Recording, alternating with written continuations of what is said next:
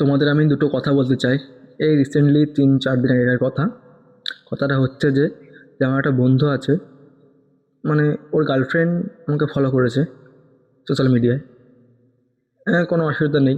আমি ২-৩ দিন পর ওটাকে ফলো ব্যাক করেছি। করার পরে বন্ধু দেখে আমাকে ব্লক করে দিয়েছে। আর আমি তো পুরো অবাক হয়ে গেছি। আমি যে কী কারণ, কিছু না বলে যখন রাস্তায় যাই, তখন দেখি সামনে কথা বলে না। ২-৩ দিন পর ওকে জিজ্ঞেস করার পরে যে ঘটনাটা বুঝলাম যে ওর গার্লফ্রেন্ডকে আমি ফলো ব্যাক করেছি, এই জন্য আমাকে তো ব্লক করে দিয়েছে। এগুলো ভাবা যায় কি আমাদের এখানে 31শে ডিসেম্বরের পর থেকে যা ঠান্ডা পড়ছে, মানে মাথা খারাপ ঠান্ডা, ঠান্ডার কুয়াশা এতটাই ঠান্ডা, মাথা খারাপ। যে আমি অন্য সময় মানে ফোনে চার্জ দিতাম, যে চার্জার হিট হতো প্লাস ফোন হিট হতো।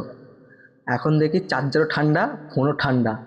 আর কি বলবো, মানে ঘরে যত রকম জিনিস আছে, যত রকম বই, খাতা, কলম, পেন, বিছানার চাদর থেকে শুরু করে একদম পুরো সব কিছু ঠান্ডা, এতটাই ঠান্ডা মানে কি বলবো না, হাত দিতে মনে কি বরফে হাত দিচ্ছি।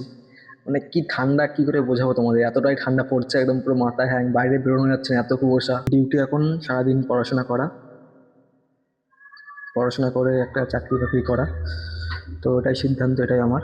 এখন চাকরি বাকরি করে অনেক স্বপ্ন আছে, অনেক স্বপ্ন পূরণ করতে হবে, অনেক আগে যেতে হবে।